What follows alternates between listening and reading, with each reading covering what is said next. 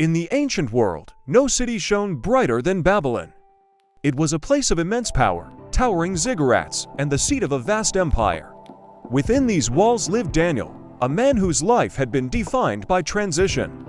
Though he arrived as a young captive from Judah, his integrity and sharp mind had allowed him to survive the fall of kings and the rise of new dynasties. Now, under the reign of King Darius the Mede, Daniel found himself at the peak of his influence.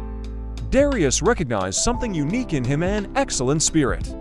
While other leaders were motivated by greed or power, Daniel was motivated by a quiet, unwavering faith. Because of this, Darius made a bold move. He planned to appoint Daniel as the supreme administrator over the entire kingdom. But in the corridors of power, excellence often breeds resentment. A coalition of 120 satraps and high officials watched Daniel with growing hatred. They saw a foreigner, an outsider, about to be placed above them. They began a shadow campaign, monitoring his every move, auditing his accounts, and listening to his private conversations. They were looking for a scandal, a bribe taken, a mistake made, or a moment of corruption. However, the more they looked, the more frustrated they became. Daniel was blameless, his work was perfect, and his honesty was absolute. Realizing they could never find a flaw in his professional life, they turned their attention to his private life. They knew that Daniel was a man of routine and ritual, specifically regarding his God. They gathered in secret and devised a brilliant, deadly trap. They approached King Darius, appealing to his vanity. "O King Darius," they said, "all the governors and officials have agreed that a royal decree should be made. For the next 30 days, anyone who prays to any god or human except to you, your majesty, shall be thrown into the lion's den." Darius, caught up in the flattery and the idea of unifying his new empire under his own image, didn't see the hidden agenda. Without consulting Daniel, he picked up his signet ring and pressed it into the hot wax. The law was sealed. According to the law of the Medes and Persians, once a king signed a decree, it could never be changed, not even by the king himself. The trap was set, the lion's pit was waiting, and Daniel's faith was about to be put to the ultimate test. News of the king's decree spread through the streets of Babylon like wildfire. Proclamations were read in the squares, and the soldiers of the guard stood watch. When the news reached the ears of Daniel, he knew exactly what it meant. This wasn't just a political maneuver. It was a direct attack on his soul. Now, imagine Daniel in that moment. He is an old man, full of years and wisdom. He could have reasoned with himself. He could have thought, "I'll just pray in my heart for 30 days, or I'll close my windows so no one can see me." But Daniel understood that faith that hides is no faith at all. He walked to his house, a home filled with the treasures of a long career, and climbed the stairs to his upper room. He didn't bolt the doors. He didn't pull the curtains. Instead, he opened his windows toward Jerusalem, the city of his youth, the place of God's temple. There, in the sight of anyone who cared to look, he knelt down. 3 times a day, he gave thanks to his God, just as he had done since he was a boy. He wasn't being defiant for the sake of rebellion. He was being faithful for the sake of love. Outside, in the shadows of the neighboring buildings, the jealous officials were lurking.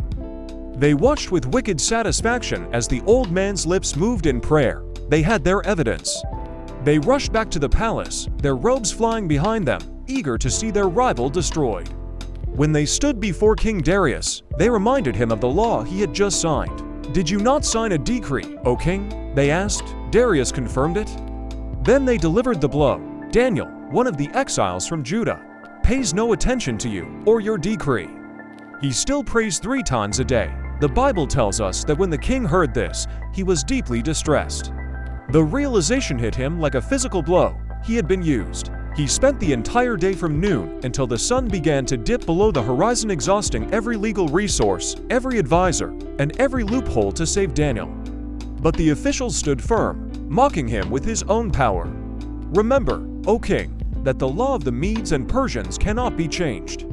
As the sky turned a deep, blood red, the king realized he had no choice. The trap had closed, and the man he trusted most was the one he would have to execute. The hour of execution arrived. In the ancient world, the lion's den was often a deep subterranean pit with an opening at the top. The lions kept there were not pets, they were starved, fierce predators used as a tool of state terror. The sound of their restless pacing, and lo, Guttural growls could be heard from yards away.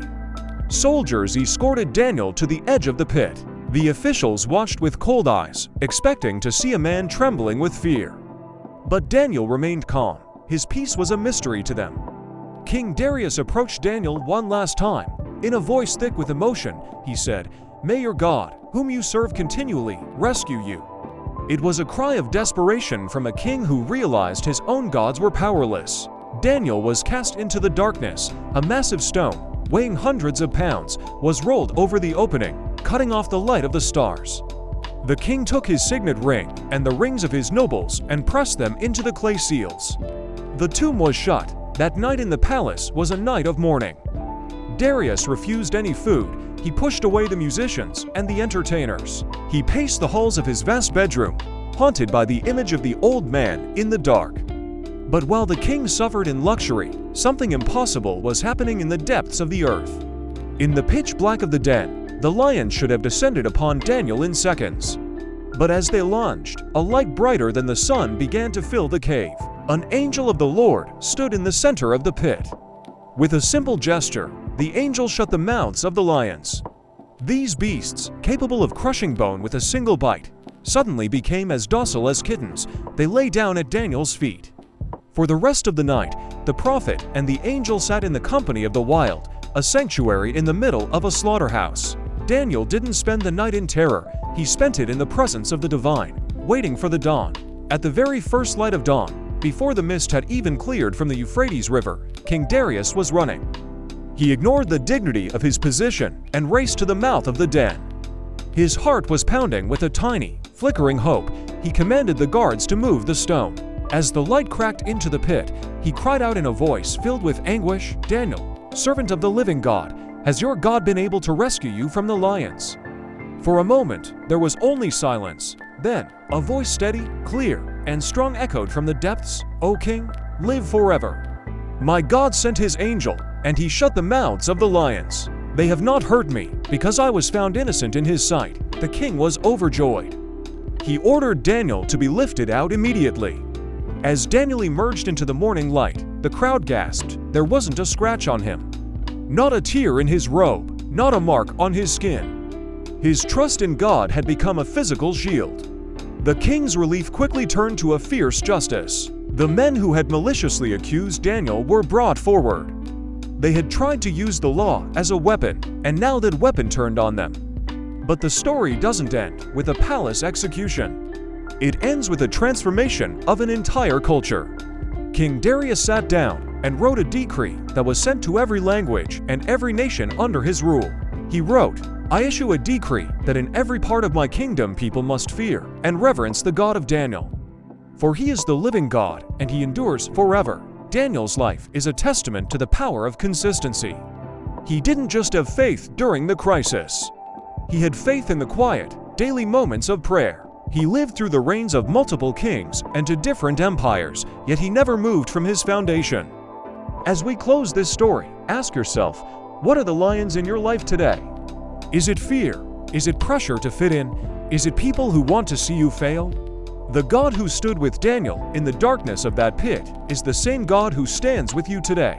You don't have to fear the lions when you know the lion tamer. Thank you for joining us for this journey through the life of Daniel.